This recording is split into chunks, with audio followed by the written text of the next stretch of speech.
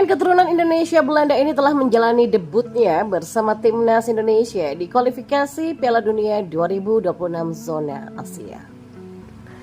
Ya, Jay Itzes resmi melakukan debut bersama timnas Indonesia saat melawan Vietnam di grup F putaran kedua kualifikasi Piala Dunia 2026 zona Asia di Stadion Utama Gelora Bung Karno Senayan, Jakarta pada 21 Maret lalu.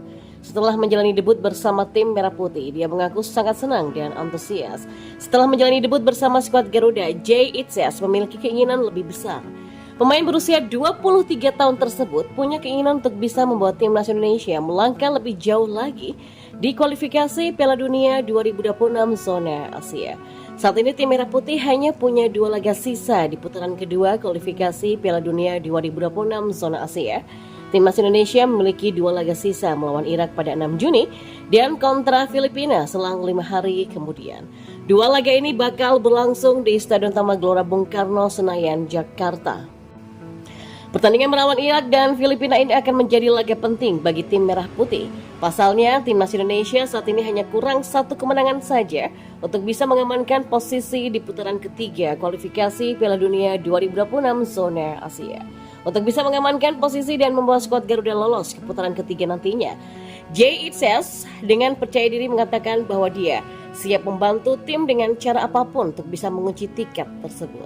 Pemain Venezia FC ini mengaku siap melakukan apa saja agar timnas Indonesia bisa meraih kemenangan melawan Irak dan Filipina nantinya. Bagi saya pribadi, saya hanya ingin membantu tim dengan cara apa saja yang memungkinkan, kata Jay.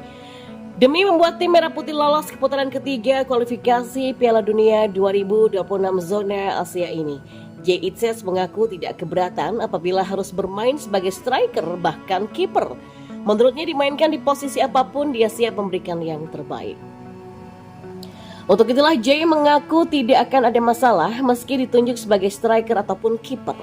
Ya, kalau misalnya harus bermain sebagai kiper ataupun striker itu tidak ada masalah, ucapnya.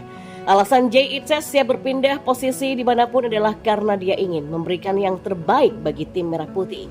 Itzes saat ini lebih sering bermain di posisi bek tengah atau bek kiri dengan terkadang di bek kanan. Jay Itzes mengaku siap bermain sebagai kiper kalau memang dibutuhkan oleh tim. Anda tahu, saya cuma mau membantu tim dan kami punya pekerjaan yang harus diselesaikan. Jadi kami akan berusaha menuntaskannya. Pungkas pemain berusia 23 tahun itu. Ya, seperti diketahui pemain keturunan Indonesia Belanda ini mengaku bahwa pertandingan melawan Irak dan Filipina tidak akan mudah. Apalagi sebelumnya timnas Indonesia sempat menelan kekalahan dari Irak dan hanya menahan imbang Filipina.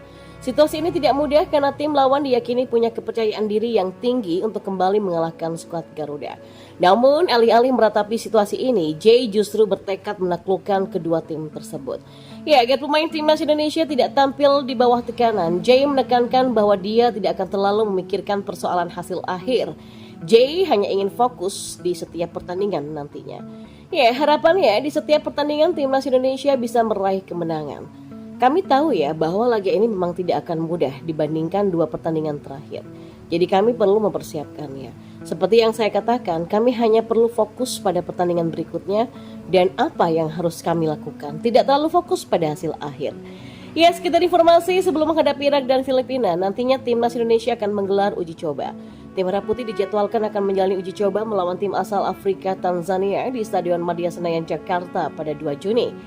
Dan ya, tidak hanya Jay Itzes, tapi Ragnar Oratmangun bikin heboh penggemar jelang kualifikasi Piala Dunia 2026. Dia bilang, ayo tebak lokasiku. Ya, memang menjelang kualifikasi Piala Dunia 2026, pemain keturunan timnas Indonesia Ragnar Oratmangun menunjukkan kesiapannya dengan berinteraksi aktif di media sosialnya. Pemain berusia 26 tahun ini mengajak penggemarnya untuk menebak lokasinya lewat sebuah unggahan di Instagram. Penggemar pun antusias menebak lokasi Ragnar. Ragnar Oratmangun baru-baru ini mengunggah foto di Instagram pribadinya yang memperlihatkan dia bertelanjang dada di sebuah lokasi kolam renang. Dalam unggahan tersebut, Ragnar menantang penggemarnya dengan menulis, "Tebak aku di mana." Ya, unggahan ini langsung menarik perhatian banyak penggemar tanah air, tidak hanya penggemar biasa, tapi pemain timnas Indonesia lainnya seperti Rizky Ridho ikut meramaikan kolom komentar dengan menyematkan emotikon mata hati dan api sebagai tanda antusiasme dan kekaguman. Sampai berita ini diterbitkan, postingan Ragnar sudah mendapatkan lebih dari 11.000 likes. Ragnar sendiri merupakan salah satu pemain keturunan yang diandalkan oleh pelatih timnas Indonesia Sinteyong. Pemain yang merintis karir di klub Eropa NEC ini sudah menunjukkan kualitasnya bersama skuad Garuda di laga kualifikasi Piala Dunia 2026 melawan Vietnam yang digelar pada Maret lalu. Ya, pada bulan Juni 2024 nanti akan menjadi bulan yang sibuk bagi timnas Indonesia. Dan setelah menghadapi laga kualifikasi, mereka juga harus mempersiapkan diri untuk Piala AFF 2024 yang akan digelar pada akhir November. Skuad Garuda dipastikan berada di grup B bersama Vietnam, Filipina, Myanmar, dan juga Laos. Laga pertama Piala AFF 2024 ini akan melawan Myanmar pada 24 November, hanya 5 hari setelah matchday ke-6 putaran ketiga kualifikasi Piala Dunia 2026. Ya, Sinteyong harus memutar otak untuk mengelola jadwal padat ini, dan salah satu solusi yang mungkin adalah membagi tim menjadi 2 squad yang kompetitif untuk masing-masing turnamen. Meski meraih tiket ke Piala Dunia 2026 harus menjadi prioritas utama, tapi kesempatan untuk meraih trofi di Piala AFF 2024 juga penting dan tidak boleh diabaikan. Ya, dukungan penggemar dan harapan dukungan penuh dari PSSI dan seluruh pecinta sepak bola tanah air sangat diperlukan untuk mendukung langkah timnas Indonesia. Ragnar Ratmangun dan rekan-rekannya diharapkan bisa menunjukkan performa terbaik mereka di 2 ajang besar tersebut. Keberhasilan timnas Indonesia di putaran ketiga kualifikasi Piala Dunia 2026 akan menjadi sejarah baru bagi sepak bola Indonesia. Sementara itu, meraih trofi di Piala AFF 2024 akan menjadi bukti nyata bahwa timnas Indonesia adalah kekuatan yang patut diperhitungkan di Asia Tenggara. Maka dengan persiapan yang matang dan manajemen tim yang efektif, Sinteyong diharapkan bisa membawa timnas Indonesia meraih kejayaan di kedua turnamen tersebut. Ya, tantangan ini akan menjadi ujian besar bagi kepemimpinan dan keahlian Sinteyong sebagai pelatih, serta semangat dan kerja keras dari seluruh para pemain. Ya, selama era kepelatihan Sinteyong, timnas Indonesia baru sekali kalah di Stadion Utama Gelora Bung Karno saat uji coba melawan Argentina. Selain Argentina, ada 5 laga lain yang pernah berlangsung di GBK, yaitu melawan Kamboja, Thailand, Vietnam, Brunei, dan hasilnya 3 kali menang dan 2 kali imbang. Maka dengan fakta ini bisa dikatakan GBK masih bertuah bagi timnas Indonesia. Namun, apakah tuah ini akan berlanjut saat menjamu Irak dalam kualifikasi Piala Dunia 2026 pada 6 Juni nanti?